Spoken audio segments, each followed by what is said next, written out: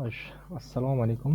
Bugun sizlar bilan Linux operatsion sistemasida, ya'ni Linux operatsion sistemasining Ubuntu versiyasida PyCharmni skачать qilishni ko'rib o'tamiz.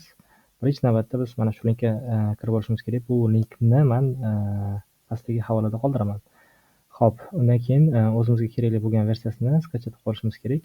Deylik, men bu yerda mana shu versiyasini ham skачать qilib olsam bo'ladi. Bu eng yangi versiyasi ekan. PyCharm va PyCharm Community versiyasi. Mana bu e'tibor beramiz.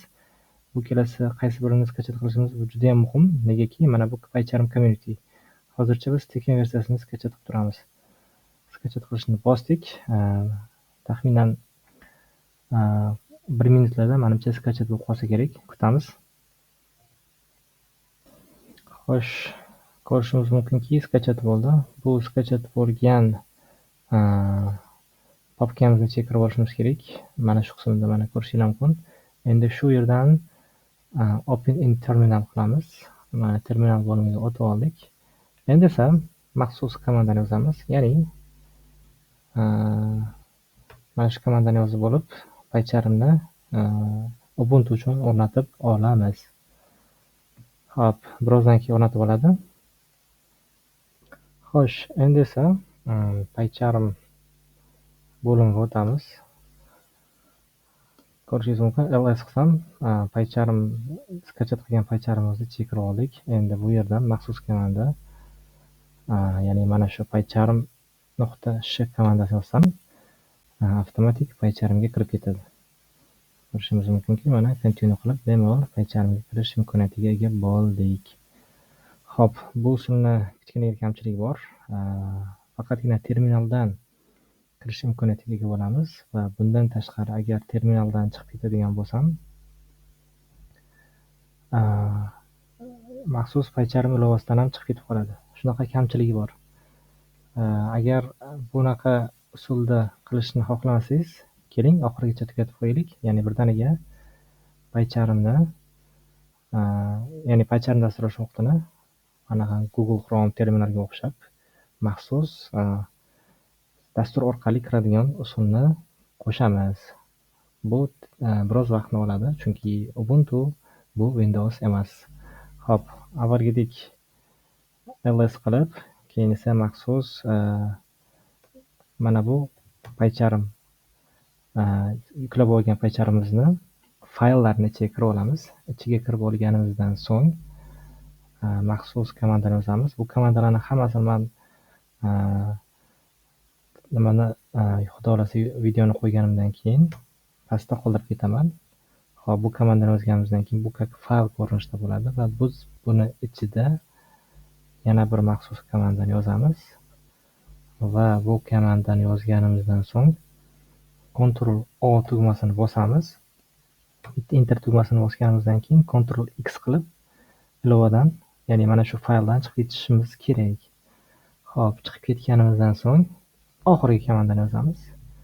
Mana shu komandani yozganimizdan so'ng endi esa biz tepada poiskda PyCharm deb qidirib ko'ramiz.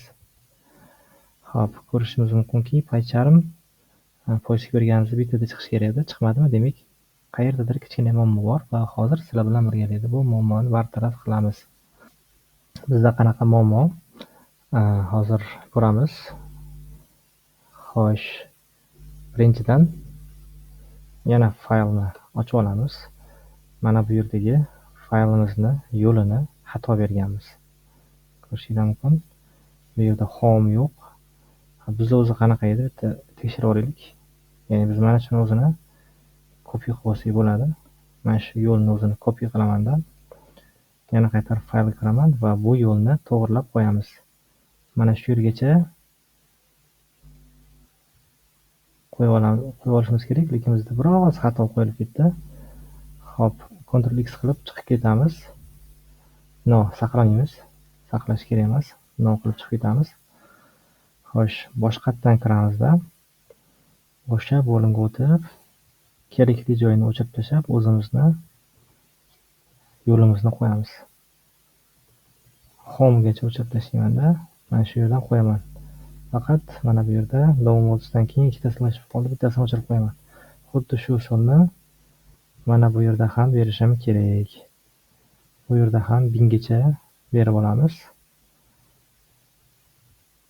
Xo'sh. Ctrl W qildik. E'tibor beramiz, bin 2 marta yozilib qolibdi. Bittasini o'chirib tashlaymiz. Xuddi shunaqa tepada ham shunaqa bo'lib qolibdi. Buni ham o'chirib tashlaymiz. Enter tugmasini bosishimiz shart emas. Birinchi navbatda biz Ctrl O qilib saqlab olamiz. Enter bosib, undan keyin chiqib ketamiz. Faylimiz saqlandi. Xo'sh, endi qaytadan mana bu komandani yozib ko'ramiz. Endi esa yana tekshirib ko'ramiz. PyCharm. Xo'sh, terminalda chiqdi, lekin dastur ko'rinishida chiqmadi hali ham. Xo'sh, ko'rinib turibdiki, bu usul ancha murakkab usul bo'lib ketdi. Bizda bundan ham yaxshiroq usul bor. Ya'ni shunchaki PyCharmga kirib olamiz, ya'ni qora o'yinni terminal orqali PyCharmga kirib olamizda. Mana bu yerda настройка bo'limi bor. Настройка bo'limiga o'tib, pastroq o'chadigan bo'lsak, create desktop entry bor. Mana shu bo'limga o'tadigan bo'lsak, create qilsak ham avtomatik birinchi parol teramiz albatta. Bu parol shu Ubuntuda kirayotgan paytingiz birinchi Ubuntu kirayotgan paytingizdagi parolni so'raydi. Xo'p, ko'rishimiz mumkin, endi bizga PyCharm muhitini avtomatik o'rnatib berdi. Ancha mana ko'rishingiz mumkin, bu yerda ham chiqdi, yoki biz poisk berib qidirib ko'rsak ham bo'ladi. PyCharm mana o'zi avtomatik PyCharm chiqdi mana. Bemalol enter bosib kirsak bo'ladi endi. Shulardan iborat edi. Mana ko'rib oldik PyCharmni Ubuntu uchun qanaqa o'rnatib olishni ham o'rganib oldik.